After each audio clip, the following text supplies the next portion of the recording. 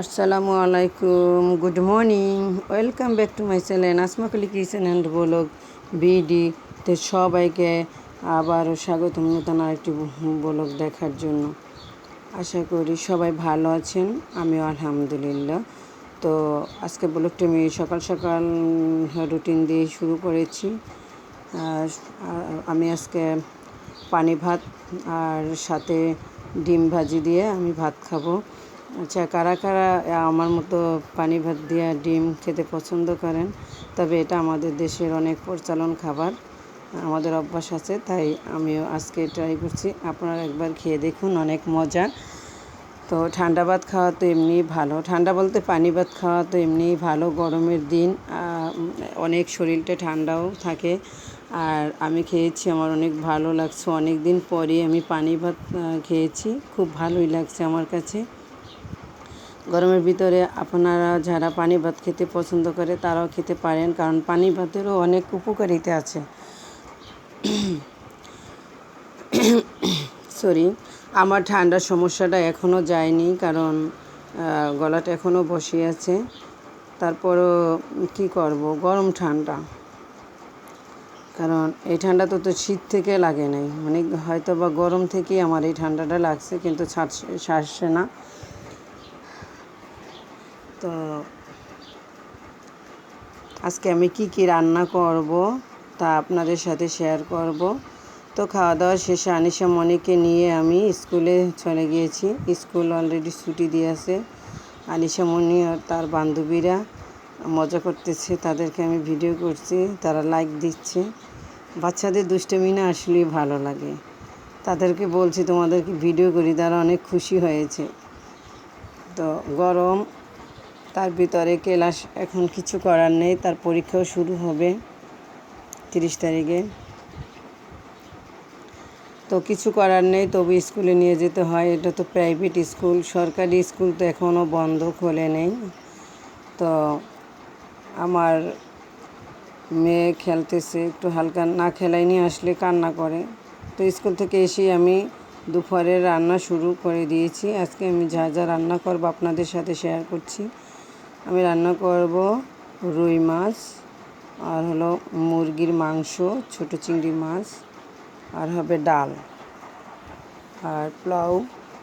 আমার বাসায় একজন মেহমান আসবে, এজন্য আমি সব কিছু আগেই গুছিয়ে নিচ্ছি। তো ডালটা আমি অলরেডি অনেক আগেই বসাই দিয়েছি, এখন হয়ে আসছে। দিয়ে দিচ্ছি কাঁচামরিচ, লবণ, হলুদের গুঁড়া, সব কিছু। আমি এভাবেই ডালটাকে আগে আমি ধুয়ে একদম একটু বেশি করে পানি দিয়ে বসাই দিই, আর কোনো পানি আমি অ্যাড করব না। তার ভিতরে আমি পেস্ট কেটে দিয়েছি, রসুন দিয়েছি, কাঁচামরিচ দিয়েছি, সব কিছু উপকরণই দিয়ে দিচ্ছি একবারে।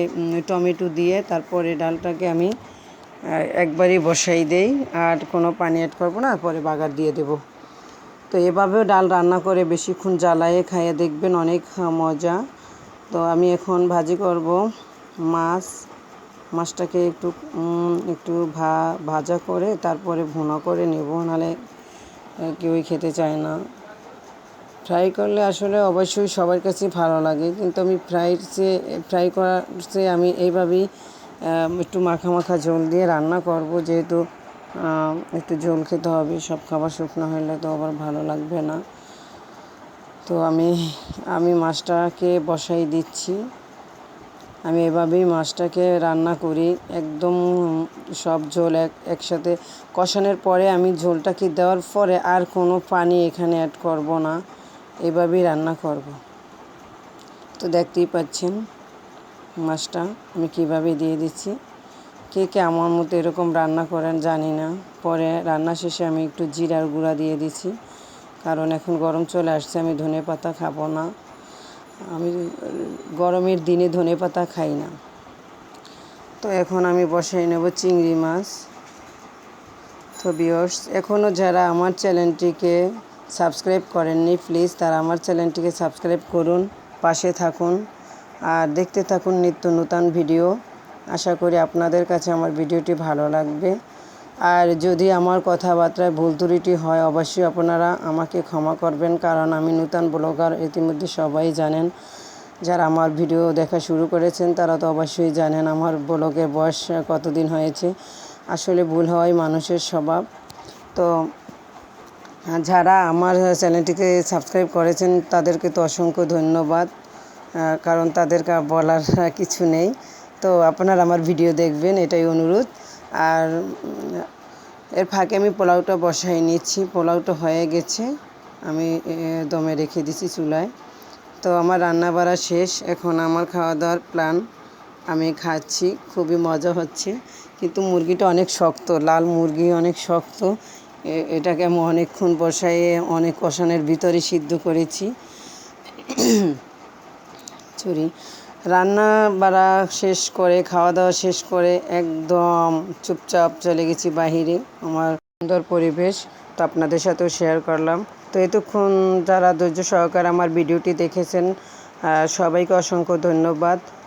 আবার দেখা হবে নতুন কোনো ভিডিওতে। ততক্ষণ সবাই ভালো থাকেন আর পাশে থাকুন আর দেখতে থাকুন আমার নিত্য নতুন ভিডিও। আশা করি সবাই ভালো লাগবে। সবাইকে ধন্যবাদ।